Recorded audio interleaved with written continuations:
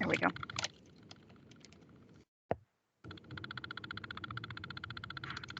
Okay, we're all set. Thank you. Somebody would need to go on mute. I hear a lot of typing. So we have a quorum. I'm going to open up and call to order the West Haven Subcommittee of the MARB. It is October 19th and the time is 10:06. I am Kimberly Kennison. I'm the designee for Secretary McCaw. And with me today is Christine Shaw, and she is the designee for Treasurer Wooden. I'd like to remind everybody to please put your lines on mute because I don't want to have the conflicting background noise, and that will be helpful for all of these members. And as members are aware, Secretary McCaw informed this board on October the 6th at that meeting that OPM would be engaging with an independent auditor to review the city's expenditures of COVID relief funds. Since then, or immediately after, we have contracted and executed a contract with Cone Resnick last week, and they are underway. The city has been notified by Cone that they planned to do a thorough forensic audit of the coronavirus funds. So that is the update that I have regarding that audit, and things are underway. So the next item on the agenda, or the first, is the approval of the minutes of September the 23rd. If I could get a motion to approve those minutes. Motion to So approve. moved. Oh, I'll second that. Okay, Steve, thank you, Christine. And any discussion? I see no discussion. Julian, can we get a roll call vote, please? Mr. Hamilton, Yes. Mr. Felsigno, Yes. Ms. Shaw, Yes. Ms. Kennison, Yes. and Mr. Egan. Okay, that's everybody. Thank you, Julian. Okay, the minutes have been approved. Thank you, everyone. Next item on the agenda is to review and to have a discussion about the fire districts, and Julian and Mike Malone, as well as the chiefs, have worked hard to try to give an overview of summary of the status of where we are at with the fire districts. So today, the fire districts, Mike, Julian, will all provide a little bit of a presentation and a PowerPoint. They from the recommendations that were originally from the fire study. And you're going to have some, they're going to provide you with some follow-up from the report that was report out that happened in July. And the secretary at that time had several follow-up items for the districts and the fire districts, and as a result from that previous meeting. So what was identified were steps that each district should take to improve the funding status of their pension and their OPEB funds. So you're going to hear an update on that, as well as linking those plans to the district's 3-year financial plan. In addition, developing plans for consolidating the investment services. And lastly, developing reserves or fund balance policies. In addition, the MARB members also mentioned the difference between having a pension investment service manager versus an advisor. And so I would like to add that to the list, and I know that we're going to discuss that. So a full report is provided in your materials, and I'm going to hand this over to Julian first, and the team to give you some brief updates. We're not going to go through the whole presentation. Julian? Yes. All of the members should have an updated handout with slide numbers that I sent out yesterday. In fact, you know what? I'm going to just put it up on the screen if that's okay, just so I think that will be helpful. from the same page. Frank is having trouble getting into this meeting, just so you're aware. Okay. So that the PowerPoint should be visible to everybody within a moment or so. So I'll just kind of quickly review what the contents are. So we have several slides showing the status of each of the recommendations from the fire study. And in previous updates, we've covered some of the recommendations, but not all of them. And we thought we'd, for the purposes of being comprehensive, we've included the entire list here so you can see what the status of each is. Then we have a section related to pension funding. There's some general information related to each of the pension plans. And then as Kim mentioned at a prior meeting, the Secretariat asked that the subcommittee be sort of advised or presented on what the plan is for improving the funded status of each of the pension funds. And she also asked that the strategies for improving the funded status of each plan be linked to each of the district's 3-year plans. So we've outlined what the current plan is for pension funding for each district. And since we were also tasked with updating the 3-year plan to reflect those measures, we've also incorporated the impact of the planned purchases of apparatus for each district because those figures had not previously been included in the 3-year plan. So this was an opportunity to fold both of those items into an updated 3-year financial plan. So we also have a little bit of information on the apparatus purchases, which were explained to the subcommittee at the July meeting. That section is then followed by the actual revised 3-year plans for each district and reflects the handful of changes that I just described.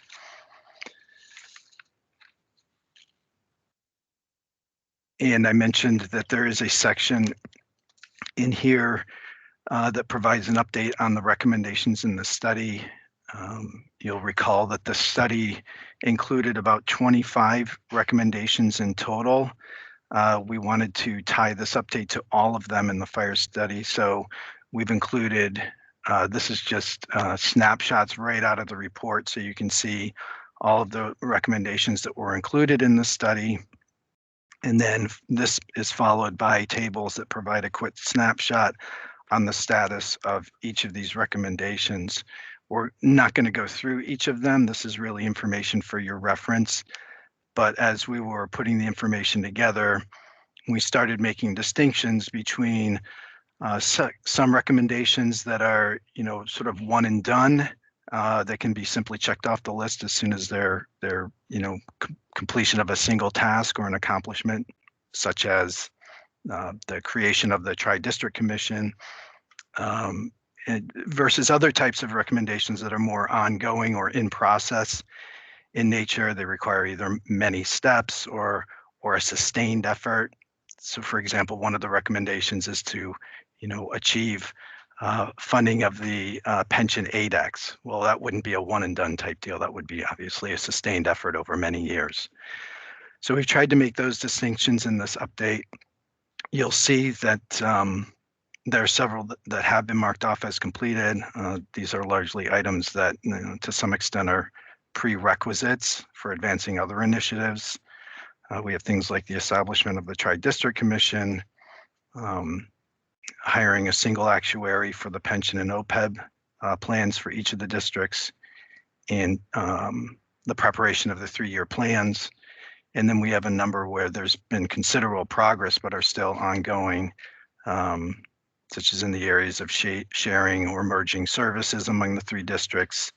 And, as we talked extensively about and will continue to talk about, the addressing the funding of the pension plans. Then that leads us into a section that does begin to look at some of the details about the pension plans and what the districts are planning to do moving forward and working with the actuary. And Mike Milone is going to pick this up from here. And Michael, as you just give me a heads up when you want me to switch slides.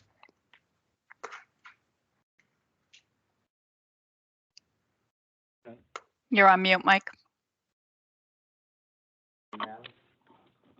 No? Barely. How about now? Little better. Is this better? Yes. I feel like I'm at the eye doctor. Is that better or worse? Sorry, I've had a lot of eye problems lately, so I'm just in that mode. Anyway, thank you, Julian. What we decided to do, Julian and I, and first of all, I want to thank Julian because he took what was pretty much of a mishmash of stuff and made it informative, clear, and pretty concise. This is simply a profile of the three plans so that you have some background as we go forward. And you've probably seen these numbers in various stages, but we thought it would be good to put it all on one piece of paper or one slide. And so you have at the top the interest rate assumptions that the actuarial person, Jen Castellano, was using for the valuations. The one thing I would note is that she did mention to us, and I think we passed it along to MARB, that the interest rate assumption for Allentown is likely going to go down to at least 6.5% when they do the actuarial valuation in July. You see the dates of the last valuations. You see that 2 of the 3 districts have valuations that are, starting now, ongoing, and then the center district is a year from now. And then at the far right, you have the funding ratios of the 3 plans, and that was as of the last valuation, so understand that that's a little bit dated. And then what we did in the next section under pension investment performance is we wanted to at least capture what 3 years of performance look like. And you can see each of the funds there. Allentown, we'll use that as an example, what the value was in 19, 20, and 21. That's as of the end of the fiscal year, what the investment income was in each of those fiscal years, and what the rate of return was in each of those fiscal years. And so on average, I think Allentown had a little over 9% rate of return for 3 years, West Shore 11.13%, and the Center District about 8.43%, all well above the interest rate assumption. The one thing I did want to mention, though, because we have a bit of an anomaly with West Shore, and because we weren't comfortable with the actual investment return, the dollar amount, you could see we asterisk that. They had a fantastic year. The rate of return was 30.56%. What happened is, though, there was a switch in managers early on in late in the previous fiscal year. And what we discovered when we were about to post what the investment income was that there was apparently a private equity portion of the fund, I don't know, it was $500,000 or $600,000, that hadn't been rolled into these numbers and reflected. And so we did not have the final investment income return to show you, but I can tell you it was in the neighborhood of about $2 million. And once we get that final number worked up, we will send it to you. So that's just an overview, a quick profile of the 3 funds and some of the more critical issues that you would probably want to just know about. Okay, so I'll move on from there. Can you show before me you next? do so, Yeah. I'm curious to know if you're comfortable taking questions about some of the performance figures here. Specifically, one of what really jumps out at me is the a comparison of the rates of return from fiscal 20 to 21. That's an incredible swing for West Shore. But what's also interesting, if you just look at fiscal 21, there's also very significant variation between the performance of Allentown and Center District, which are about the same, and West Shore. So I'm just curious, beyond what you just described as the reflection of the private equity realization, that seems to be a very significant difference. Is there a different asset allocation strategy that West Shore has? Because their lows are so significantly low compared to Allentown and Center District, and they're outliers in terms of the returns the following year. Yes, and that's a really good observation. And I don't have I don't have one I don't have a thorough understanding of the pension plans yet. I've worked with the investment managers only briefly, but one of the things that I do want to point out is that both Allentown and Center District have the same investment manager and have the same basic allocation, distribution, and the same basic philosophy. And West Shore is managed by Raymond James, and that was a transition made about a year ago. So Raymond James is new to this process, at least for 1 year now. And they also manage the police plan. And while they didn't achieve a 30.56% return on the police plan, they also had very significant returns. So I do know that generally they're a little bit less risk averse and a little bit more aggressive. But I can't translate that to you into actual allocation and so on, because I haven't gotten that involved in the plans yet. But I certainly will, and I'll be happy to get it up to Kim and to you as soon as we put it together. And the other thing is, I think it speaks to why one of the recommendations from the consultant was the idea of looking at possibly having one manager for all three plans. Maybe this works, maybe it doesn't work, but you pointed out a very important distinction, and that is there is certainly a difference in performance from one fund to the other. Yes, thank you. And I would like to, I'd like to just acknowledge that, you know, this subcommittee has spoken about the wisdom of consolidating these pension plans for the better part of a year. And I think it shows incredible progress, that there is movement in the direction of consolidation. I think these numbers bear out that there shouldn't be such an outlier for one of the districts, especially when the poorest funded plan, it sounds as if they're taking very risky bets.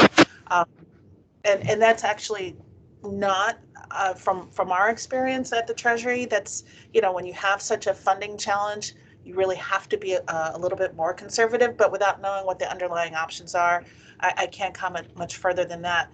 I do, though, would like to explore some of the recommendations around centralizing in just one investment manager. I think there should be a little bit of flexibility, because, you know, there may be 2 or 3 managers that can offer the kind of advice on a scale that makes sense for all of the districts. I would hesitate going from one, you know, structure where they were all separate and not taking advantage of economies of scale, and moving in the direction where it's so rigidly vested in just one manager. So I think somewhere in the middle might be an appropriate next step to consider. And, you know, I'm sorry, I guess I misspoke. I understand that really what the concept is uniformity, and a singular manager is not necessarily the same as having uniformity. And I hear you about the idea of having maybe a couple of managers on each fund so that there's a little diversification and a different philosophy slightly with each manager. And so certainly you will explore all of those. Ultimately, it'll be up to the respective commissions to decide ultimately where they go. But obviously, if the evidence is there to bear it out, hopefully it'll support itself and it'll sell itself. But I appreciate your recommendation or thought about the fact that it doesn't necessarily mean that it should be one manager exclusively for all three funds. Thank you. Can I interject something? This is Steve Felsig now. I'm sorry, did I interrupt someone? All right, Kimberly, may I?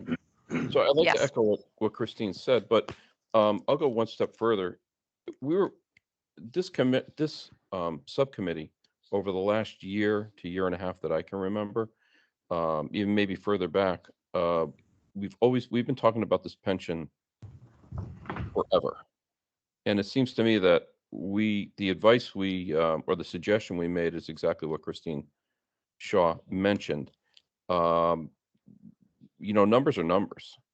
So somewhere along the line, we need to bring West Shore's numbers up with Allentown and the Center District. And I don't think you should have just one manager. But I think what needs to be done is we need to do some more research, or the group needs to do more research on some of the other bigger and more successful pension plans that the state perhaps has, and maybe piggyback some information from them, and to see what might be in the best interest of all three districts combined. But to have this type of disparity seems to be counterproductive. Okay. Thank you. Well, one of the things obviously we'll do is reach out to the treasurer's office for some guidance on this anyway. So that goes without saying. Could I also echo, I really think it's time for West Haven to, put in place best practice, and really best practice here. It's well known what needs to be done. We've spoken about it before, and to hear West Shore just changed investment managers about a year ago. We've been talking about this for more than a year, frankly.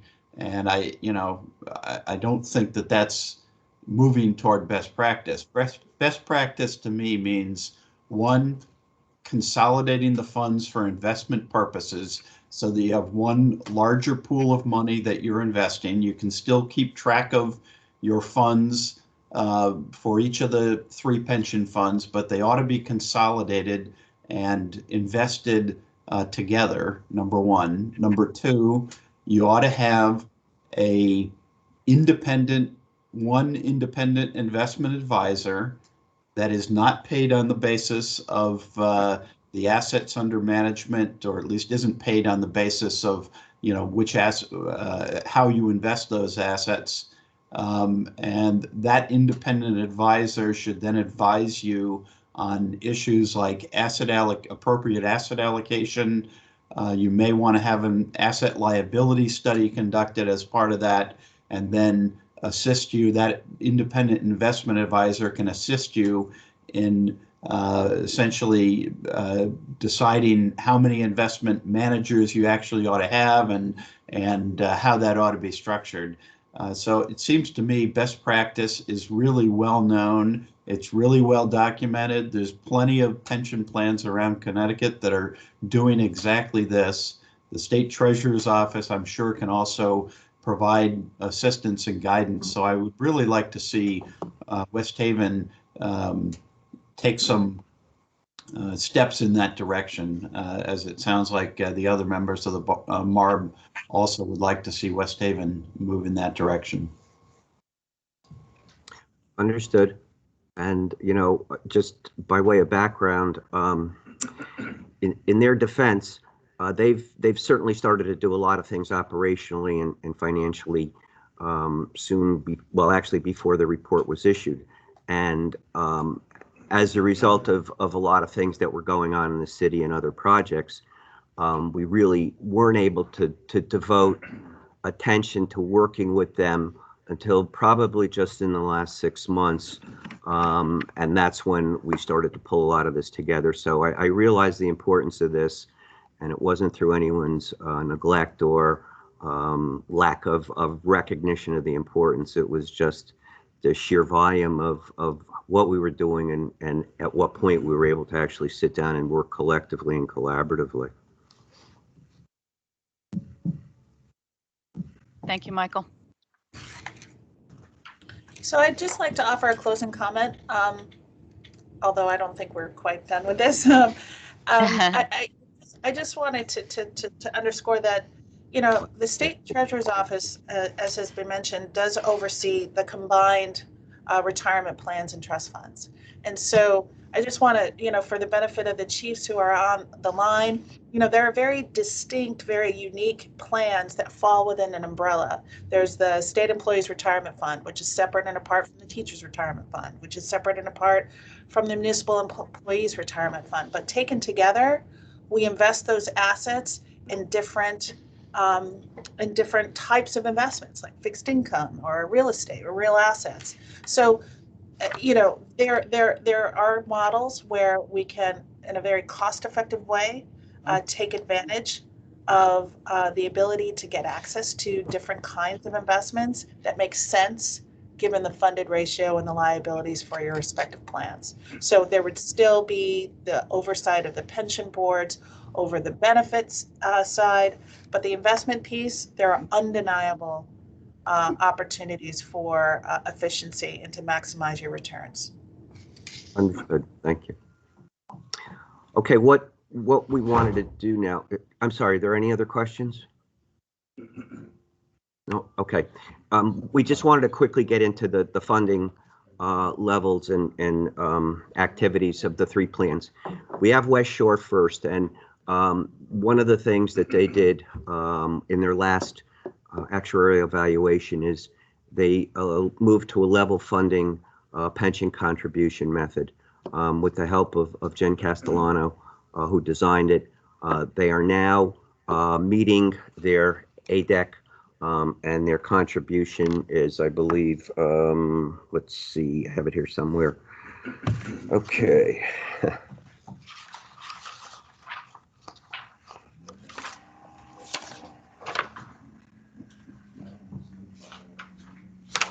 Sorry. Here it is. Okay. Yeah, their contribution is $2,773,000 annually. So they have a level contribution. It's built into their 3-year plan. And so they've addressed the fact that they have something that they can afford and that is going to address the long-term unfunded liability. And so that's pretty much where they are, and that'll get revisited again in the next couple of months when the valuation is done. And then if there are no questions, we'll go to the next slide.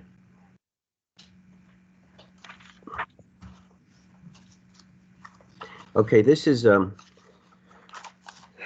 Center Fire District plan, and what has taken place here is that the chief has been contributing about $500,000 annually on top of his regular contribution to the plan.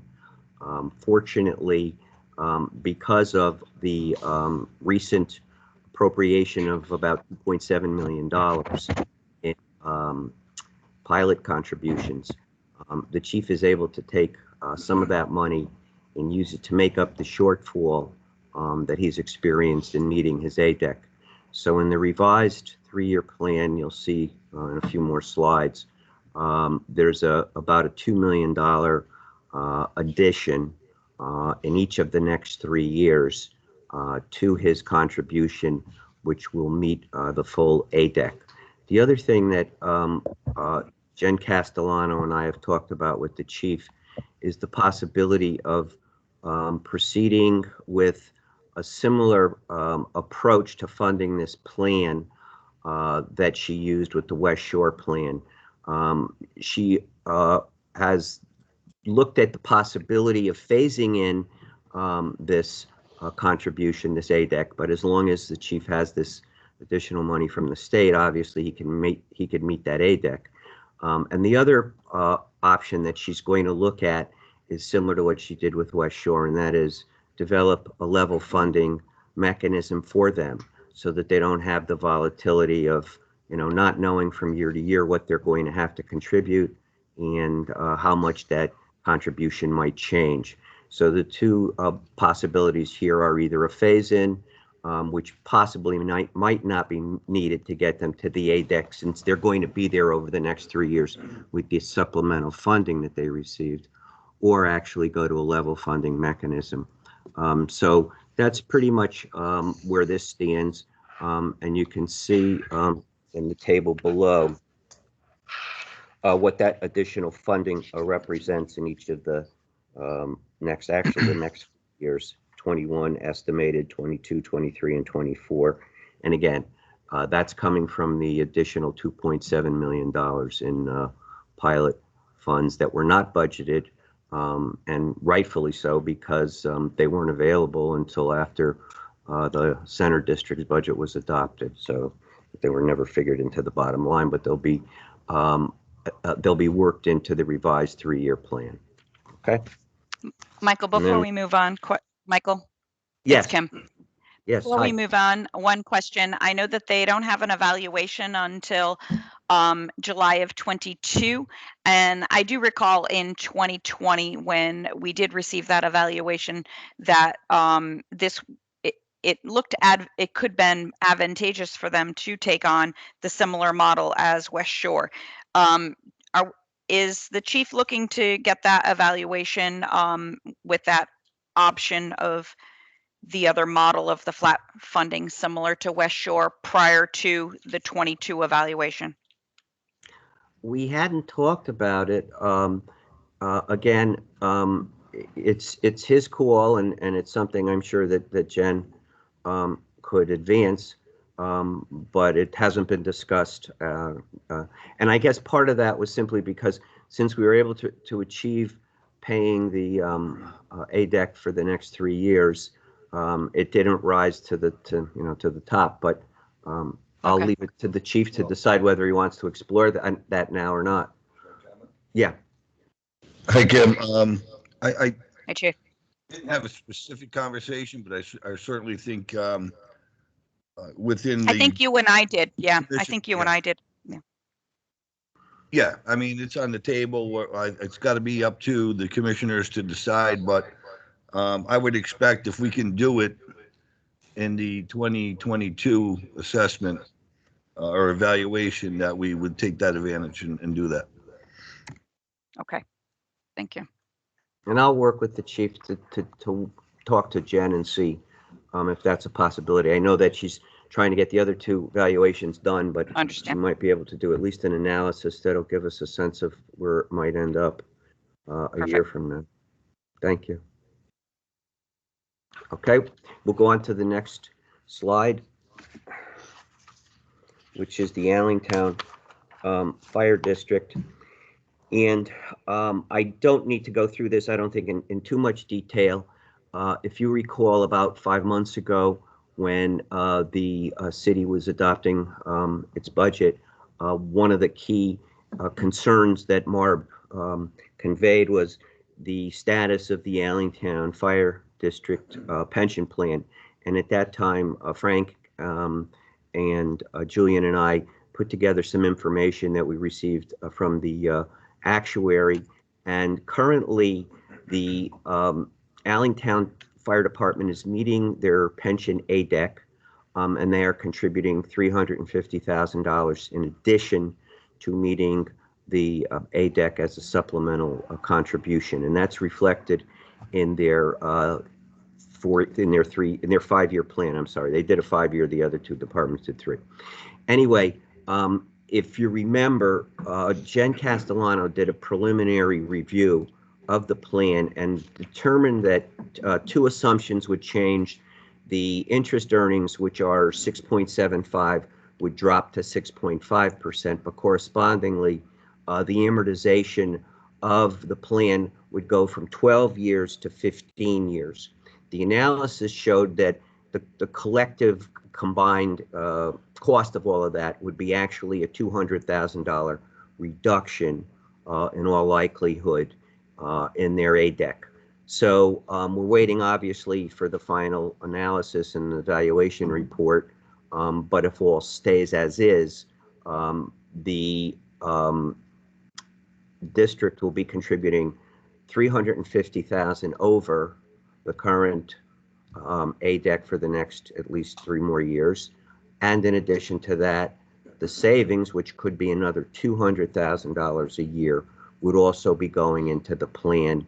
So in effect, if the numbers fall the way she estimates they will, that plan will be funded and receiving a supplemental contribution of $550,000 per year.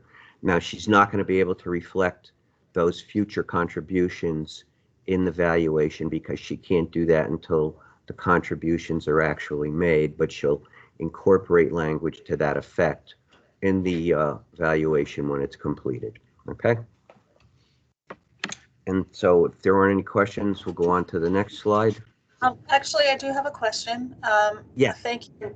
As part of the 3-year plan and the analysis that's been done, have there been projections of the when the plan will hit a 50% funded ratio, or a chart that kind of summarizes the growth in the funded status through the end of the amortization period? I don't know. I don't think so, Christine. Okay. I've looked through the valuations. I don't remember seeing that.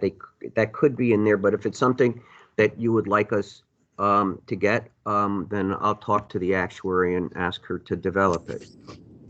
So it is, yes, it is a fairly standard set of numbers that are prepared, assuming that at the end of the 15-year amortization period, the plan will be fully funded, right? Yes. Right. So at some point, I mean, this is really a policy discussion, I think, for folks within the city as well as this subcommittee. But a healthy pension plan doesn't necessarily have to be 100%. Certainly something better than the funded ratios we see now. But it is sometimes helpful to get a sense of the timing. And I imagine it'll hit probably 75%, maybe in about 3/4 into this amortization. Okay. But would love to see that. I will follow up accordingly. Also, I'll take a look while I'm offline and somebody else is presenting to see if we have it in the existing valuations. It might be there and I'm just not aware of it, but I will check first, and if we don't, we'll get it for you. What we have is in the most recent valuation, the long-term forecast does project out what the projected funded ratio along with the projected ADEX. What we do not have is an estimate of how these other variables would affect the funded ratio. So the changes in the assumptions regarding rate of return and the amortization period, and then the additional contributions. We don't have forecasted funded ratios that take those variables into account. But there is a table in while you're looking, Michael, it's a long-term projection about halfway through the report. Yeah, Frank just told me that it looked like from the current valuation, it would happen in about 2026. For Allentown. For Allentown. I don't have the other two yet. And it would be funding in 33. Full funding in 33. But I'll make sure I get it together and get it to you, Christine. Thank you. You're welcome. And then this is a slide that I think Julian's going to walk you through. Yes, since we had the sort of moving parts of the pension fund to sort of incorporate into the 3-year plan, it was an opportunity to fold in the potential impact for the apparatus plan as well. And the details of the purchases are still in flux. So this is not a final plan. The purchase costs, loan periods, loan terms are still to be determined. But if nothing else, we've made some assumptions and we're able to, build in at least some placeholders for potential debt service. So in each case, you can see, these are the purchases that were outlined at the last presentation. Each district has kind of a different blend of funding sources between grants, use of fund balance or assigned fund balance in some cases. West Shore has a piece of their purchases built into their operating budgets. All of those, again, those are placeholders for the time being, but all of those were used to back into an amount that would need to be borrowed in each instance, and then that was used to roll into the revised three-year plans so that we could get a complete picture. And I'll move to that first slide. So the first example is West Shore, and Michael will walk us through this, but I just wanted to point out the row here. So we took their revenues from the 3-year plan, of course, and then added to that the unanticipated and unbudgeted pilot that became available after each of the districts adopted their budget. So this is funding that's above and beyond what they had originally planned. and these are figures straight out of the adopted state budget. The case could be made that, you know, the forecast for 2024, which is beyond the current biennium, is a bit speculative. However, the changes that were made to the pilot payments were changes to the formula and the rules that apply the grant, and the grant is now applied to fire districts as well as general government. So while the overall funding may change from year to year and may moderate in the future, it's less likely or more of a hurdle less likely that certain recipients, such as fire districts, would be stripped from grant eligibility.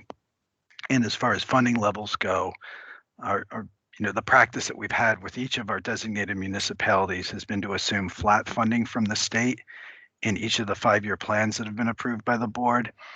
So for projection purposes, this approach is consistent with the other 5-year plans we've looked at.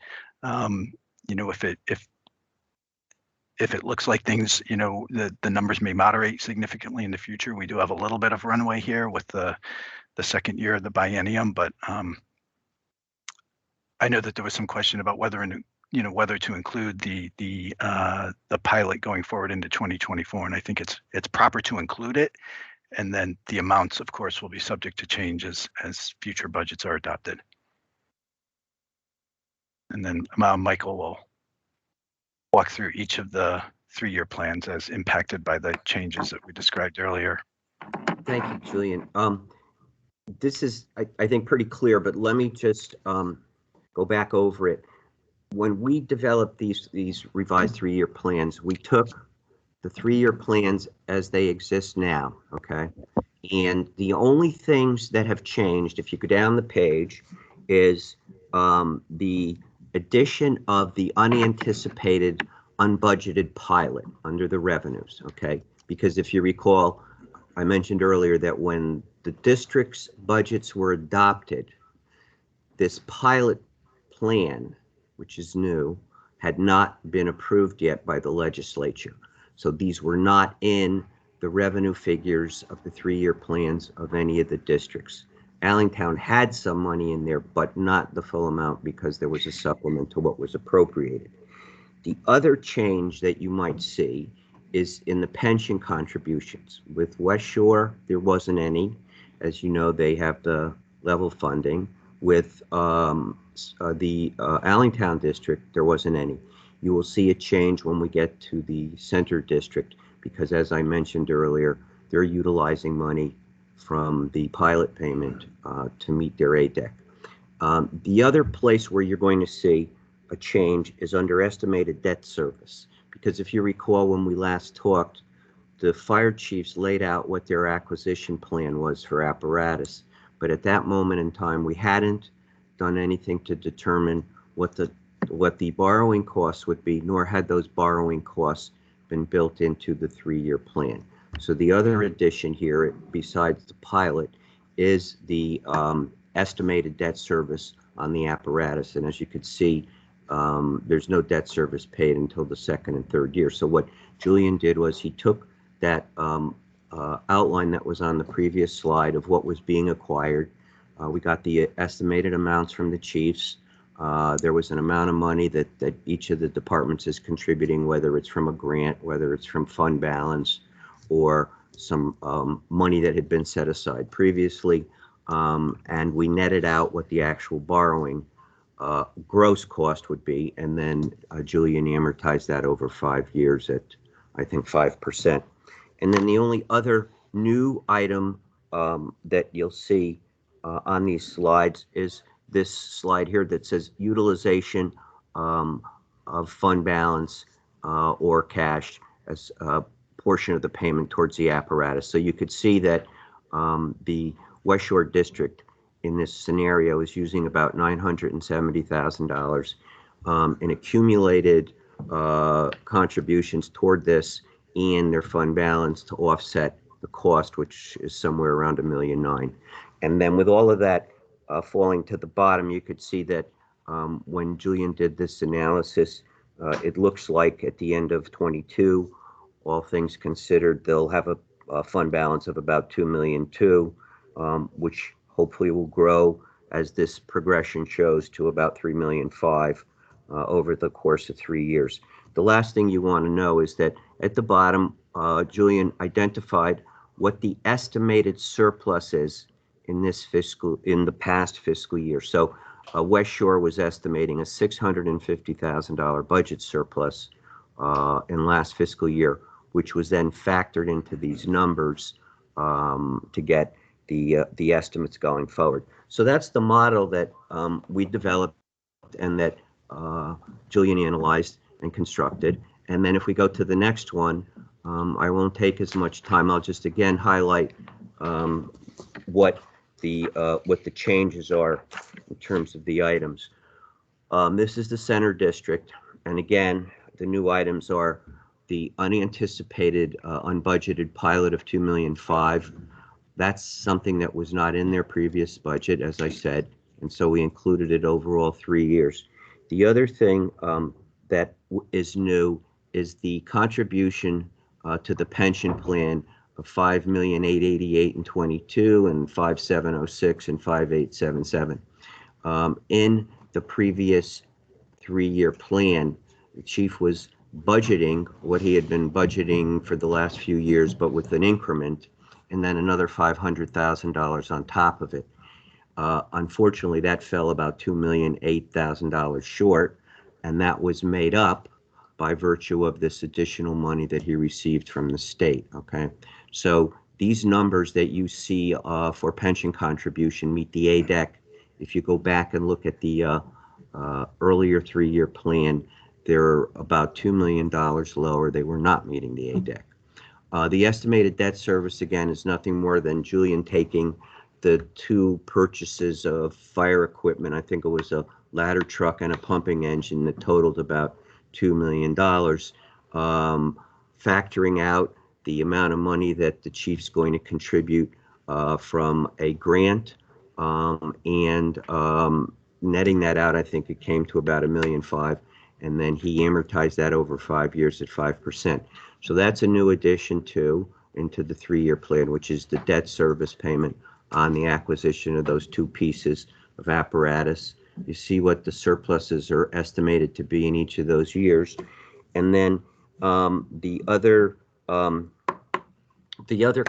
new item down here is this utilization of fund balance, additional contribution. That's the $2,008,000 that the chief is using from the $2.5 million that he got in the pilot payment to make up the shortfall in the pension contribution.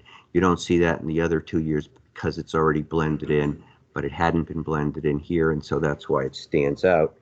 The other thing you want to note is that at the bottom of the page, it says that this does assume a slight deficit of $50,000 in fiscal 21. So when Julian started this exercise, he reduced that from what was the existing fund balance to come up with these totals, these new totals at the bottom, which are projected to go from just over 2 million to 3.2 million over the course of the 3 years. So it gives you a pretty good sense of what the impact of all of these new elements are, and excuse me, what the overall fund balance and surpluses are projected to be. And then if we go to the last slide in this group, it's similar to this, only it's the Allentown slide. And again, the new additions are the unanticipated pilot. There's no change in the pension contributions because they were already exceeding their ADEC. Estimated debt service, again, similar to the analysis that Julian did with the other 2 departments. And then the other thing is the utilization of fund balance. Actually, I'm sorry, there is none in this scenario because most of this is actually, all of it is being paid, I think, from grants and other sources within the operating budget. So what you see here, and also if you look at the bottom of the page, it says that Allentown is assuming about a $916,000 surplus.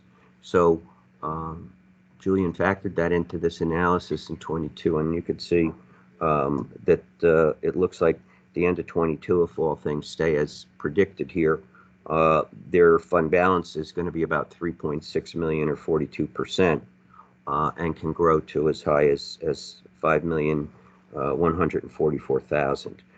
The one thing I did want to mention is that unlike the other two districts, Allentown has received a pilot payment in a number of the last few years. The difference, though, is that this pilot payment is going from about 950,000 to somewhere about $1.6 million, and so this $770,000 is the difference. It's the supplement. It's the additional amount of money that they're going to receive in the pilot, which they have been receiving and they have been budgeting. So that, I think, pretty much captures the critical parts of their budgets that have been changed and impacted by the work we've done and outlined in the previous slides. And most importantly, I think it's captured what we wanted, and I think what MARB wanted, which was to get a sense of what the continuing fund balances might look like as we go out into the future. And you could see that they're healthy, and if all of this falls into place, they're hopefully likely to grow slightly over the next couple of years as well. So I think that completes the slides. And then on page 19, we tried to put together just some bullets of what we know as of now are our priorities moving forward, and that's Julian and me and Frank and the districts and so on. And I know I'm not going to go through all of these, but I have a laundry list here of the things that you recommended relative to opportunities that we should pursue with the pension plans. So I won't reiterate them. I got them all. I am familiar with most of what everyone talked about. And so obviously we'll bring that to the chiefs. And, again, not to be a dark cloud, but I do want to underscore the fact that they are not part of the city. Allentown is the Center District and West Shore answer to fire commissions. Of course, Allentown does as well. And so our success in moving some of these things along is going to also depend on their willingness and support in embracing these changes, and the rationale for them is obviously going to be important in the hopes that they see this as a best practice that is certainly worth pursuing. OPEB considerations, we really haven't been able to take much time yet to address that. All three departments do have OPEB funds, but what I learned from our actuary is that they have not been established as trust funds formally yet. So that's in the works. And then once that's done, we will have numbers from our actuary relative to the unfunded liability and recommendations for contribution levels to address the unfunded liability. The districts are making contributions separately to supplement the OPEB liability, but until we have a valuation, we don't know whether or not they're in line with what we should be contributing relative to making them actuarially sound. And then with the fund balance, this was a recommendation of the MARB. Obviously, we're all happy that the fund balance is strong, and hopefully it'll grow slightly over the next 3 years for each of the departments. But what was recommended to us, which we are working on, is to actually develop a formal fund balance policy, so there's something in place to guide future chiefs and future district commissioners from the district commissions to preserve and enhance that fund balance. So those are the three major things that we have marked as our priorities moving forward, and I know there's a whole host of sub-level priorities, but those were the three major ones that Julian and Frank and I and the chiefs collectively discussed, and Julian and I decided to at least address these or identify these. So I think that concludes what we wanted to say. And if you have any questions, certainly I'll be happy to answer them.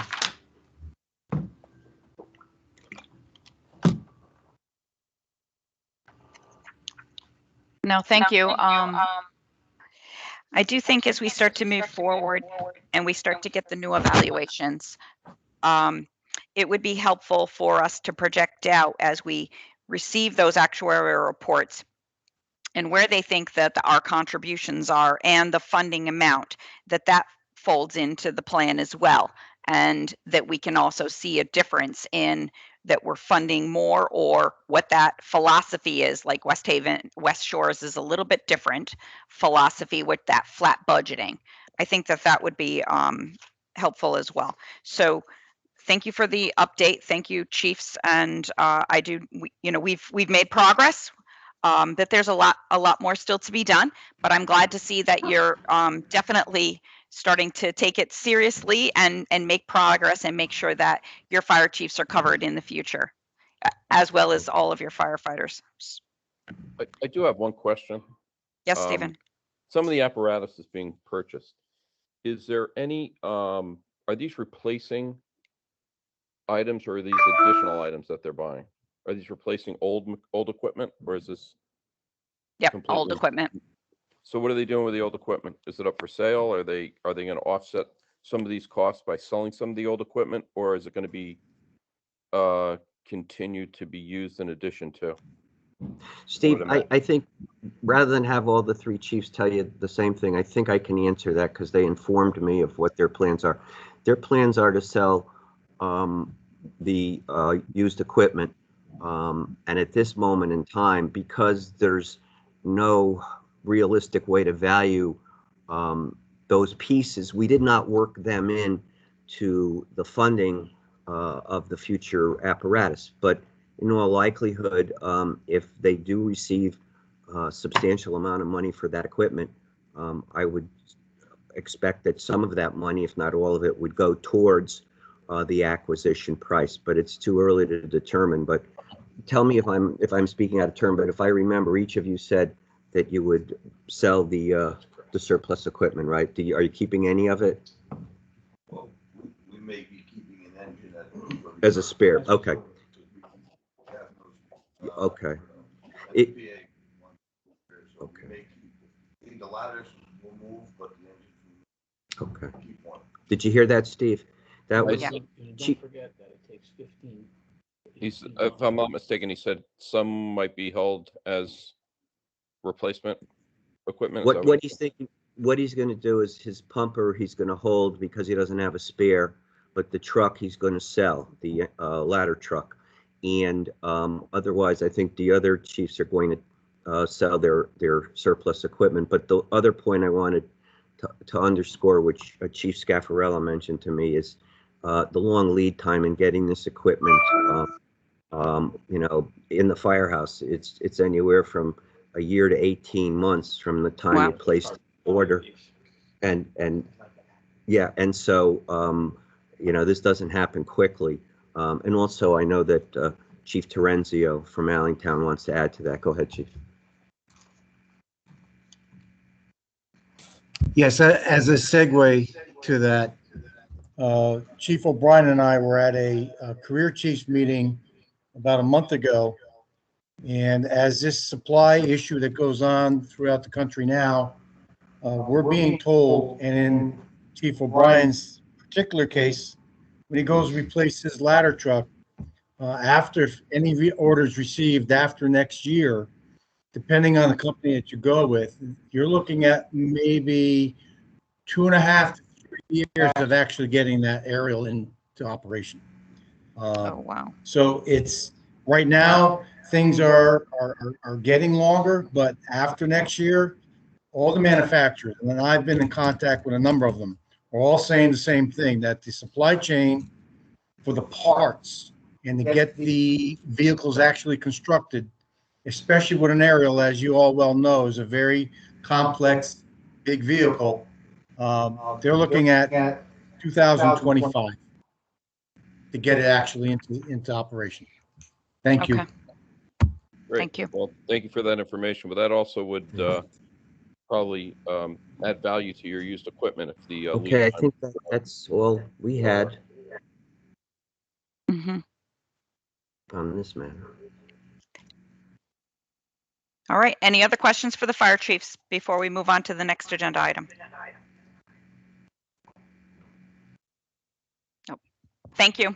Thank you all. Thank you Thank very you. much. Appreciate you coming to Thank you. visit us. Bye-bye. Thanks. So the next item is to review and to discuss the 2021 MOA open items that we have. A memo is included in your packet from Mike. I have to put you on mute. Malone.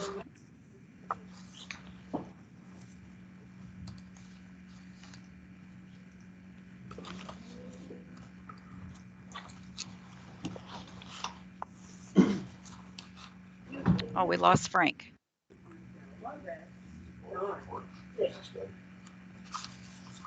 We keep losing Frank. Your support. Your The support. phone over here gets muted and unmuted. I just muted one, but it's showing me that Mike Malone is talking, not you. Oh, I'm sorry. I'm sorry. I keep muting him and he comes back. Like a bad All tenant. right. No, I never said that. So thank you, Frank. A memo is included from Frank in our packet about the Munis training. So he's going to give us an update on the status of that open MOU item. We're really focusing on those items that are still that are being worked on. So thank you, Kim. So a letter was sent by me to the MARB. Basically, Tyler Tech is no longer conducting on-site training because of the pandemic. They had hoped to begin this month, but they have delayed that again. So I have a call actually with them tomorrow. It's a 4-hour discussion. They are going to present to me the entire life cycle from purchase requisition to accounts payable, actually paying the vendor. I want them to show me, as if we had never seen the system before, exactly what the best practices in Munis are, what the system can do, what it can't do. I will then, with the assistance of Michael Malone and someone who's helping us with the purchasing department, we will put together the appropriate process, and then we can start doing the training with everybody internally. But I did not want to start conducting training and then have Tyler Tech come back and say, why the heck are you doing it this way? There's an easier way, there's a better way, there's one with more controls around it. So that's where we're headed. They will be here tomorrow. They're coming in from noon till 4:30 via a Zoom meeting. And so I have a number of questions I've written down for them already. So I expect by the end of tomorrow, we should have a better understanding of where we need to go. As I mentioned, purchasing, we do have a consultant here that's helping us with the entire bid versus RFP versus RFQ process. And she is going to be working with Corporation Counsel's office to standardize contracts related to specific bids and specific project types. So that should also streamline the process there. And Michael wanted to add something as well. You can do it from the phone here, Mike? Can you still hear me? Yeah. No, we can't hear you. You're on mute again. Oh, okay. Can you hear me now?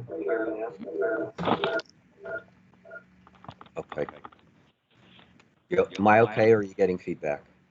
I was getting feedback from a different phone number. Okay. Okay, I'm okay now? Yep. Okay, just to supplement a couple of the things that Frank said.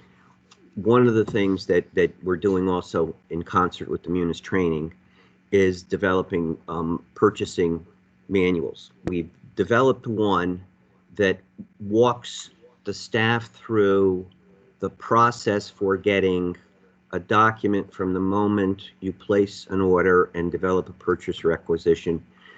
It takes them through all of the system and basically explains at what point a check gets issued, who reviews, when it gets kicked back, and so on. Basically, we had a flow chart that was designed by Bloom Shapiro, and what we did was we took it and basically converted it into a narrative step by step. Munis has a really good training module, but the problem is it's too technical. And so we wanted to have something just basic enough so that a person understands the steps that they have to follow and what happens in the process after the document leaves their hands. The second procedures manual that we're developing is, so that's developed and it's in a draft. The second one is basically providing the employees with a best practice manual for purchasing procedures, pulling together information that's in the city ordinance that they're probably not aware of, but also giving them guidelines that are outlined by our procurement manager relative to how to be efficient, when to get 3 solicitations, how to go about it, and bundle purchasing and those kinds of things, so that it's kind of like a primer on basic purchasing, just so that we have both of those to support this whole process, because some of the people are new and don't have any real understanding of the whole purchasing responsibility and process. So what we will then do is, as Frank said, based on what we learn from Munis tomorrow, we will revise and refine these documents, one that's written, one that's still in draft, to make sure that they comport with everything that we've learned from Munis and are not, you know, inconsistent or incompatible. So that's happening concurrently while we're going to go through the training ourselves and then hopefully take it to another level. But I'll let Frank explain that. Thank you. That's good news. I know that you originally had that slotted, I think, for November, so I think you're accelerating that, and I'm glad to hear that news.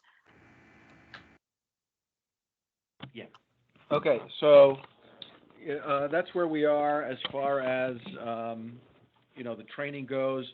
There was one other item within the MOA that I had. Those are the open audit issues. From the 2019 audit, the only thing that's open at this point is the recommendation for the consolidation of the pension plans. I spoke to Attorney Tiernan this morning.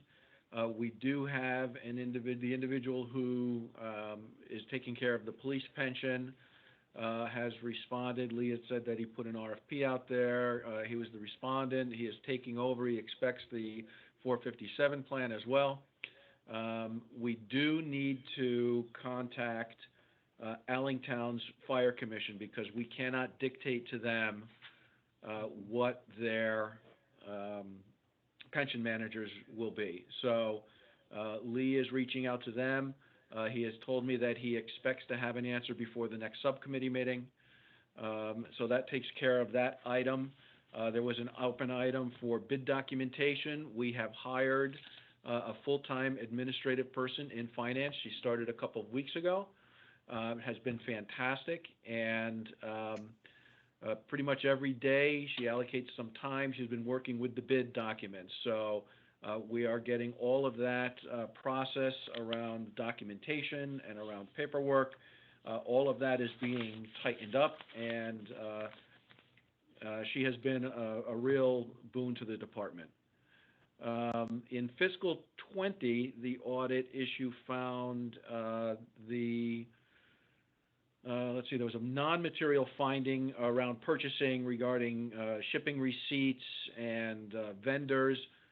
Those items are being taken care of through the discussions that we'll be having tomorrow and that Michael and I had talked about with the process. So that should all be taken care of. The only other item was the Allentown Fire Department. You'll recall that during the audit, one individual was determined to be paid more than he should have been.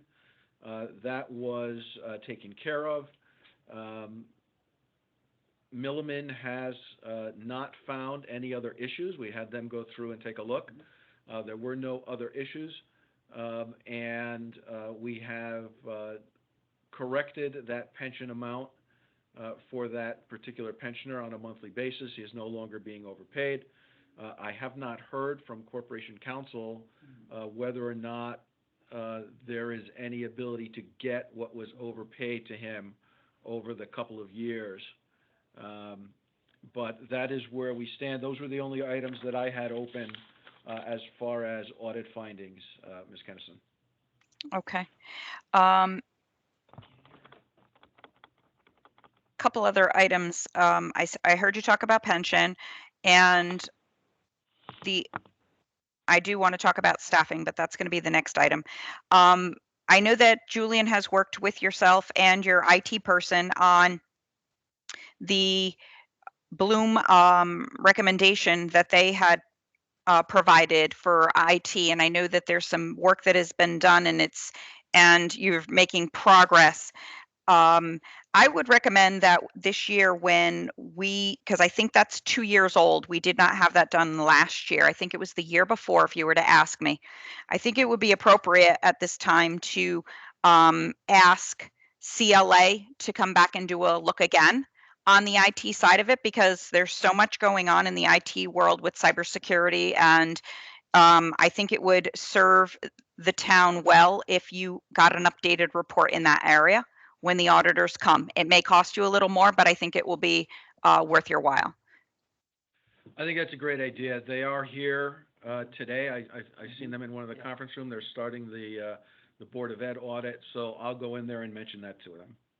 Yeah, they'll have to add it and put the scope of work in, but I think it will help you to know that if you have areas of weakness or areas that you need no policy that you would want to continue to enhance, and it's been 2 years. I agree. Okay. And Jermaine has put together, and we reviewed it with Julian, all of the hardware updates that are coming. Yep. They are in the capital plans. So the city is taking that very seriously, and Jermaine is taking that very seriously. So one of the other items, the secretary had requested in a memo to the mayor, and it was about the open items for the memorandum of understanding and the compliance part of it. And there was an opportunity for you to send a revision and a reset. And I'm just wondering when, we have not seen that yet, and I'm wondering when the secretary could anticipate receiving that. You can hear me, right? Yes, I can, Mayor. Within the next couple of days, I will do my best to get that. We have been working on the staffing issues, which are next, and I'm ready to report on that when we get to Okay. that topic. Perfect. So I will inform her. And that's it that I have for open items until I do want to talk about the staffing situation, if you would, please. Okay, I'll give you an overview of what I have and then entertain any questions. First off, the personnel director has been hired. She is on site. Her first day was yesterday. She is getting right to work and working on the different items, especially going over the HR report that was done, I want to say a couple of years ago now. It's been a while, I know that, to rectify any of those open items. We also, as Frank had said, hired a full-time finance administrative assistant who has assisted Frank already in the office, and will continue to, in light of now that we have Tone Resnick requesting information, so we'll have additional staffing there. We've also hired a floater administrative assistant to help wherever needed throughout the city. But at least this way, we have a backup in case anyone gets sick or a vacation or whatever. We have, at least for the first time since I've been here, at least administrative staff to take care of it. We also have 3 employees out or going to be out shortly on paid administrative leave. So we are covering those 3 positions, and one is the City Council Administrative Assistant. We are using currently another union employee, 681 worker, that will be able to do this on overtime to get the necessary work completed so the council can facilitate business as they are supposed to. We also have purchasing agent is out on paid administrative leave as well. And as was talked about earlier, we've been using a consultant, and we've increased now the hours for this consultant so that the purchasing department will have adequate, supervision and going forward with whether it be RFPs or any purchasing stuff to get done, because we didn't want to drop the ball there. We have a lot going on. We just got an RFP back for a development project on the shore, so I think that that's extremely important. We also have a CDA employee that is on paid leave as well. Now that's interesting because that doesn't come out of the city budget, so the director will be deciding how, the director of CDA, how that will go forward, whether they're not going to replace the person temporarily until this is all worked out. But we do have those 3 positions. And the AP analyst, Frank, was that posted? Because it was supposed to be. Not posted. No, it's still not posted. It was supposed to be posted. And so I will find out where that is at this point in time, but we are eagerly waiting for that to be posted because, again, that is another critical position that needs to be filled. I agree. Yeah, the new personnel director is my next stop immediately following this meeting, Kim. Yes. Very good. Thank you. I also have a tax manager who has told us a couple of months ago that she is leaving before the end of the calendar year. And that information was forwarded on, and that has not been posted either. So both of those, I am going to have a conversation with the new personnel director and find out what the heck's going on. Okay. Yeah, because the more you step down, Frank, you're not going to be able to attend to audits, and you don't want to be jeopardizing that and because of vacancies. No, I mean, I'm spending part of my days doing operations work that should be done by others. Yeah, and you will not be in a position to be able to catch things when you're into the trenches. So it's critical that the vacancies get filled and you have the right staff that you need on board. Absolutely. And again, Frank, you should not settle for less. You need that high level AP person. So Mayor, I think you agree. You know that that's what's needed in that position. So we've already talked about that at prior meetings. And I know we were anticipating that position would be filled by November 1st. So that needs to get fast tracked.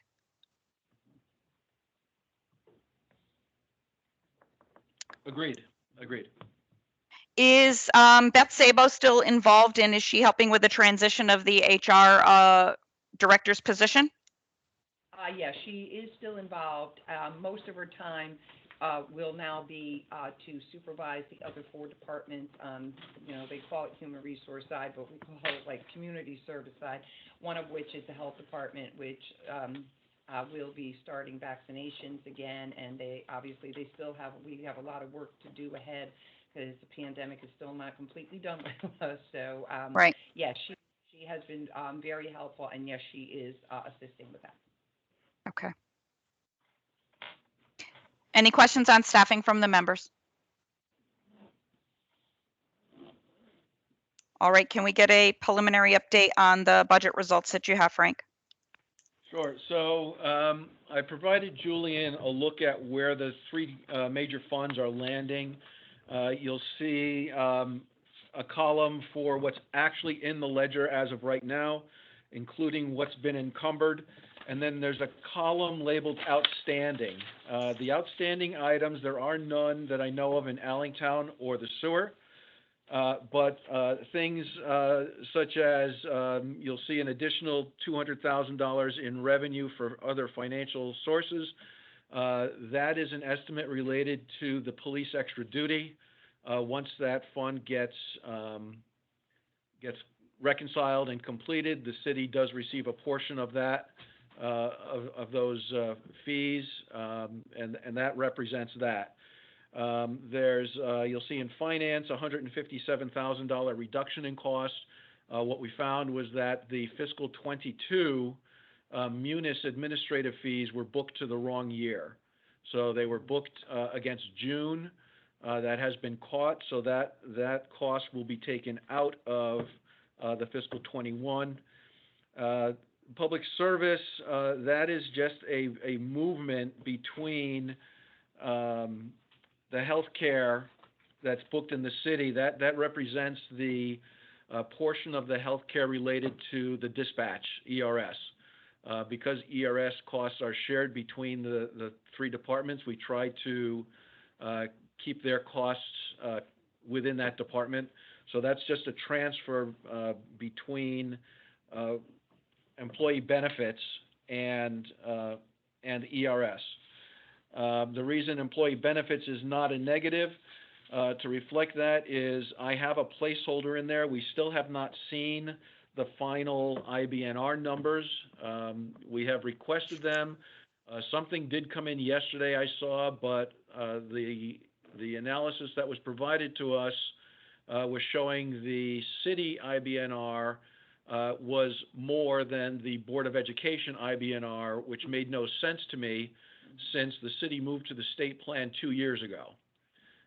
So the only IBNR that should be coming through from the city side would be primarily retirees, and there's no way that those retirees are exceeding a 1,500 person Board of Education employees. So we've pushed back on that. Okay, did you get any response about that? The only response I got was, we'll look into it.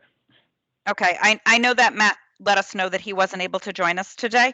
So I do have a question in that area because I recall that we kept flat budgeting for the Board of Ed for FY22 to cover the IBNR. So rather than taking savings when they went to the partnership plan, we kept the level of funding higher in that budget line to be able to cover the IBNR.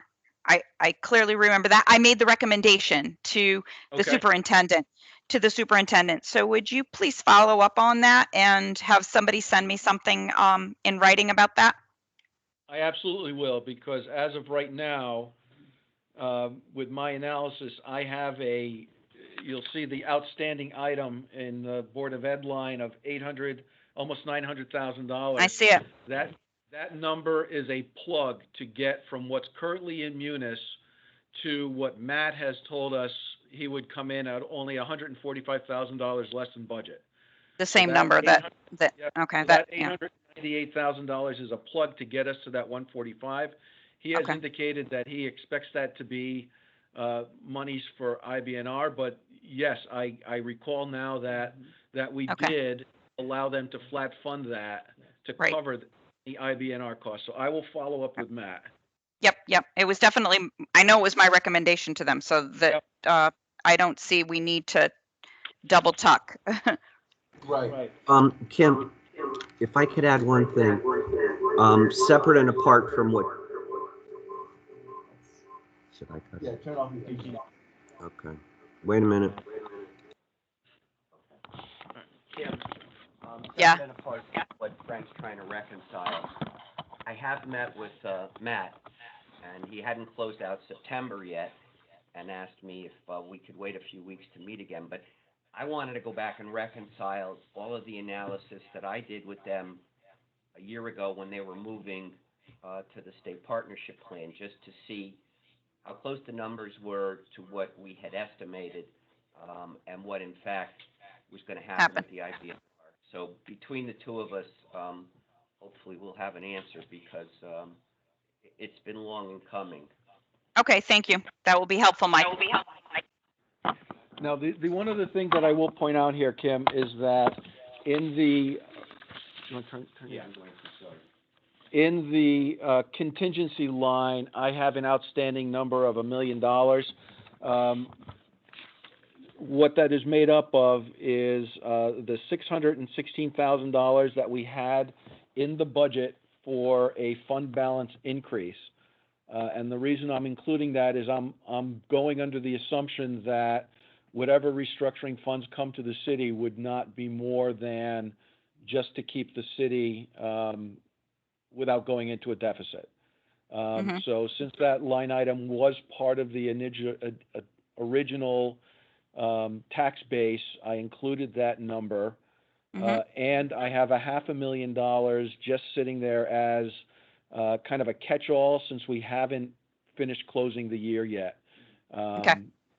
Once we get closer, you know, we can certainly release that $500,000, but I wanted to keep something in place, and I wanted to make sure I spiked it out so that there was some visibility there. No problem. Because you don't know what the auditors could find. Exactly. We don't know. Yep. So with all of that being said, you know, we're expecting the city to land at a deficit without the restructuring funds of about 1.8.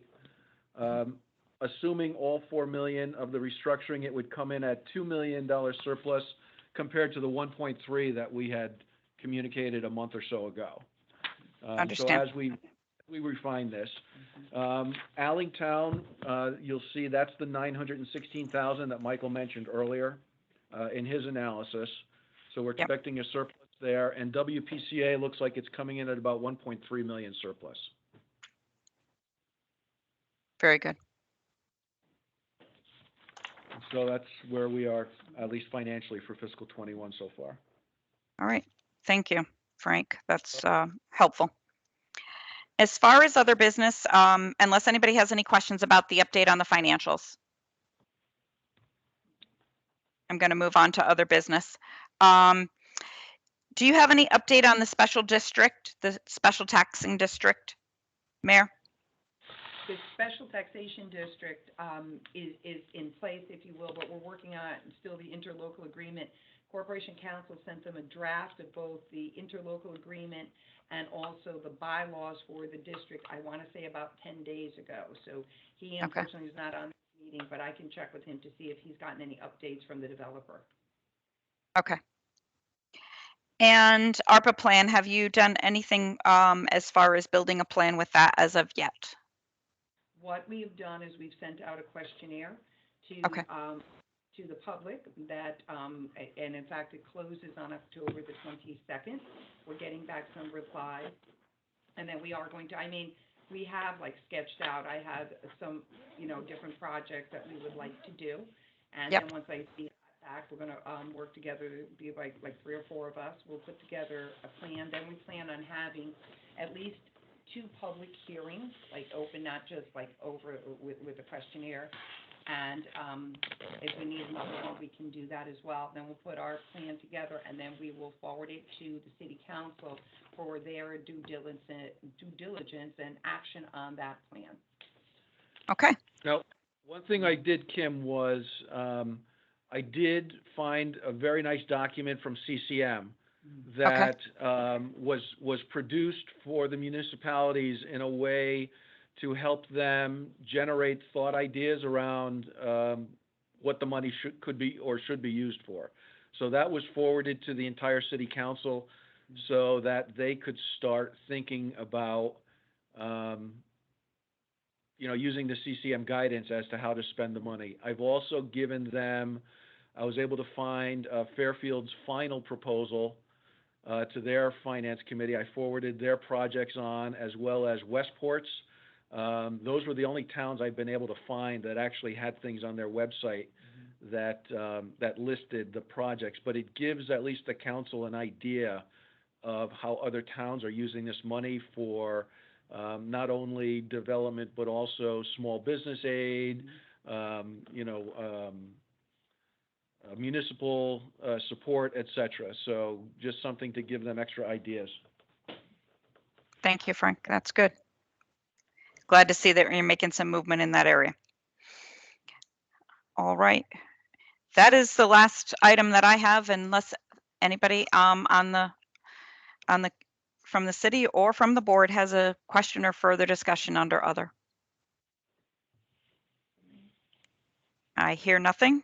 So can I get a motion to adjourn? Motion to adjourn. Thank you, Stephen. Second? Second? Tom Hamilton, thank you. All in favor? Let's hear us. Aye. Aye. All right. We have adjourned. Thank you all, and have a great week. Thank you. Thank you, everyone. Bye-bye.